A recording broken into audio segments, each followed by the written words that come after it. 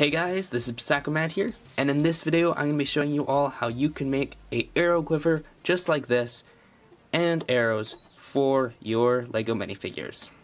So let's get right into the things you are going to need. Alright, so what you're going to need for this project are some cloth-like material, like this stuff here, and I showed you how to make this in my how to make a trench coat video. So basically this is just a bed sheet with paint painted on it, and if you want a more detailed description, go check out that video. You're gonna need some metal, sheet metal like this. This is just from a pop can, tin can. You're gonna need some cutting implements. I'm gonna be using an X-Acto knife and some scissors, a popsicle stick, a couple of paper clips, some decoration stuff, so I'm going to be using this string here. That's just going to be to make it look a little nicer.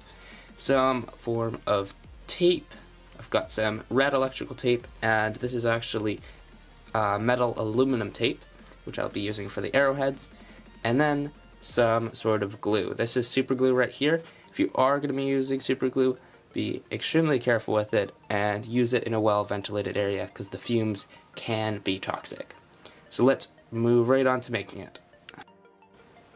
Alright, so the first step is to cut a little piece of wood out of your popsicle stick, about this big, which is roughly 2 centimeters or about 3/4 of an inch by 1/2 centimeter, or a little less than 1/4 of an inch. And this is a piece you're just going to use to mold your cloth around to get the proper shape for your quiver. Alright, so once you have your piece of popsicle stick cut out, we are just going to be using this as a guide for making ourselves a little rectangular box kind of shape here. So if you've ever made a paper box, you may be familiar with how this is going to work out. So I'm just going to get to a thick enough area of the cloth. We're just going to outline this once with plenty of material on either side. A little like that. That was a little off, but we can just correct it here.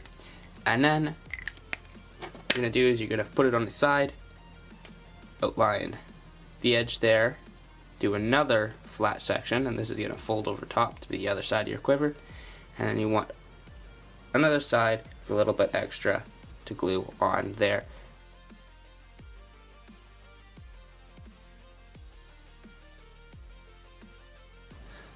Alright, so by now you can kind of see how this is going to fold all together. So we got 2 large rectangles drawn on here, kind of 3 smaller thin ones, 1 in between the 2 big ones, and then 2 on the other side, and then we got a bit of a square down the bottom, which is going to be full up or roll up into the bottom of our quiver. So now we can go ahead and just cut this all out.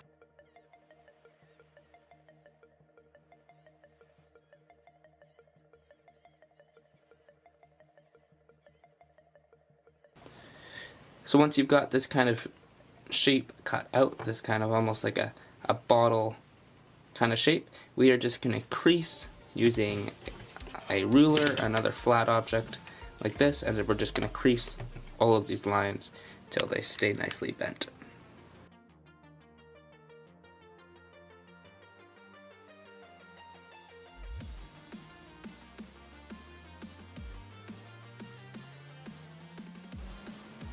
Alright, so I just grabbed my wood popsicle stick here to help make sure all my edges are straight when I fold this in.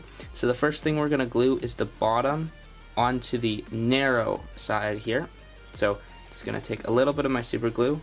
Be really careful if you're using super glue not to get this on yourself. Just going to fold the bottom down, and I'm actually going to use a little nail here because I don't want to get my fingers where the actual glue is going to be. Alright, so once your bottom is dry on there, you can take your glue once again, and you want to put a little on the bottom piece now first, and then all along the side here. Make sure it's evenly spread out. Again, whoops, use a nail or something instead of your fingernails. I'm sorry for the lighting here. And you're just going to fold this on as tightly as possible and make sure all pieces contact. So super glue is a little bit easier, as you can see it's already dried for me. So instead of something that will take a little longer to dry, which you will have to clamp or set aside. So now you're going to put your quiver aside here, grab whatever sheet metal you're going to be using, and we are going to cut out our neck piece. This is what's going to go around the neck of your Lego minifigure and attach to your quiver. So I luckily already have some holes punched out here, so I'm going to use one of these.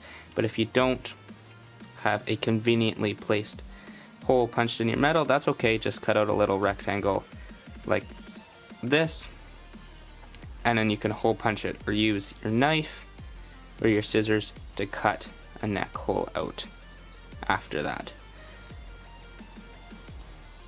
So once you have your neck piece cut out with a small hole for a neck of a minifigure, just gonna grab a minifigure torso like this, position it how you want on the minifigure, and fold it down the back.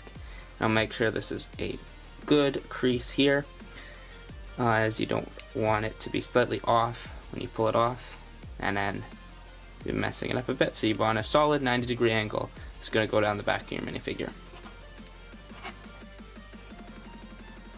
Alright, so I'm now going to put it back on a minifigure with a minifigure head to hold it in place, which you can probably actually do in the first place. We're going to position our quiver on the back here, make sure we like how it lines up, and we're just going to glue it on with whatever glue you have at the angle you want. Alright, so once that's glued on, you can take it off the minifigure, and it should look something like this with the quiver at an angle. So now it's on to decorating. So I'm just going to be wrapping some string around each end here and then kind of crossing it. I'll do like a time lapse or something of me showing it, so you can kind of see what I'm doing. And it's just to make it look a little more.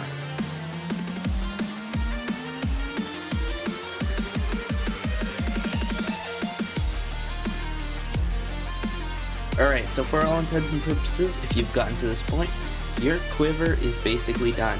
So you can add whatever other details you want, maybe some like metal pieces on here. You can paint the neck guard brown if you want it to match the quiver itself. But that is it for making this. Now if you want to continue on, I'm going to quickly show you how you can make a few neat little arrows out of these paper clips that will fit right nicely in your quiver, kind of to finish the whole thing off for your little minifigure. So once you have two good paper clips, you're just going to start bending these, and I'm sure if you've ever played with paper clips, you'll know that they bend apart really easily, and you just want to get a couple nice straight pieces that we're going to start cutting our arrow shafts out of. So we got one piece going here. It doesn't have to be perfectly straight because we're just going to be cutting off the bent ends anyway.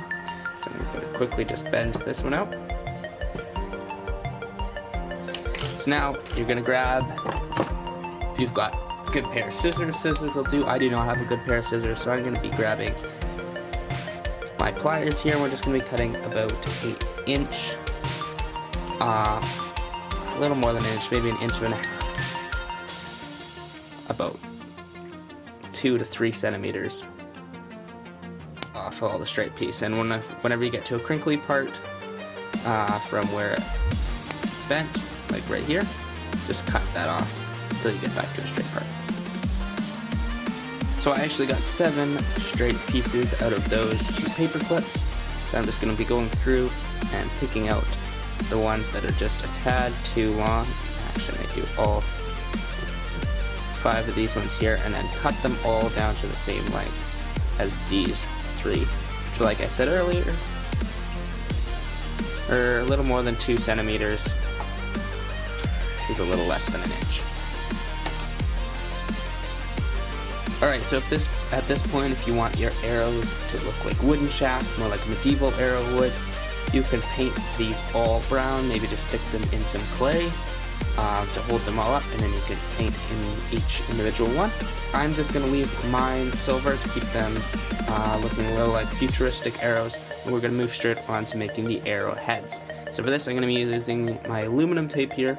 I'll be cutting a small rectangle just like this, but one side doesn't have to be a perfect measurement, it just has to be big enough that when you fold it around the arrow you have lots of excess on either side, and I'll show you what I mean in one sec once I peel off this bottom part. Alright, that took longer than I expected. I think I'll just edit that out for you guys. So we're going to just pop that down on whatever surface you're working on, and then we're going to pop our arrow about 3/4 of the way down the tape, and then using another flat object, just going to be using this little piece of metal here, we're going to fold up our tape so there's lots of excess on either side of the arrow shaft here, just like this. Alright, so now what you're going to do is once you have this big rectangle on either side, you simply just have to shape your arrowhead however you want. I'm just going to do a simple triangular arrowhead here, boom. I might thin that down a bit actually, but that is it. Once you've done that for all of your arrowheads, you can move on to making the feathers or the fletching.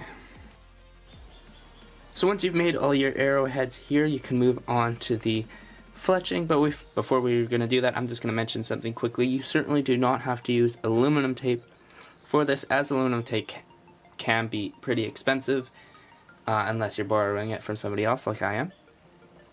But electrical tape and painter's tape should work fine, and then if it's not the color, you don't have the right color, you can just paint that after. But we're going to be using the exact same process we did for the arrows for the fletching down below. I'm just going to take my electrical tape, and it's actually about the right width already. You can see, I'll zoom out a little bit here. And we can just cut a bit off the end here. I'm going to use the same process, fold it around the arrow until we get a good portion on either side of the shaft. And instead of making just an arrow shape, which you can make on the bottom, and I'm sure that will look fairly good, I'm actually going to do double arrow, which I think will look more appropriate to fletching. So we're going to cut one triangle here, here, and here. It should look something like this. Now I have to even this out a little bit, so I'll probably trim it down a bit. But there you go. That's how you can make some really simple fletching for your arrows. Alright, so I actually ended up making two kinds of feathers or fletching for the arrows here. The one that I showed you in the video, and then this more rectangular style with a couple of cut marks, which I think looks a little more authentic to what they would have looked like in medieval days. But anyway, you have your arrows, you have your arrow quiver. All we need now is a fitting minifigure who can wear it. So I'm just going to grab a Woodlands elf from Lord of the Rings here. We can start loading him up with a few arrows. Sometimes they're a little hard to jiggle in. But there you have it. Hood back on. Zoom slowly out a bit. That is how to make a quiver and arrows for your Lego minifigures. Right there. So I hope you guys enjoyed this short little video. If you're still here, I'm actually going to give you a little reward for that. Thank you so much for watching all these videos. And here's a quick spoiler for some upcoming minifigures over there. And if you just skipped here, it's probably because this video was super boring, and I apologize for that. And hopefully when I get those minifigures out, that will make up for that. So anyway, that's it. God bless. Have a great day. And this is Psakamad signing off.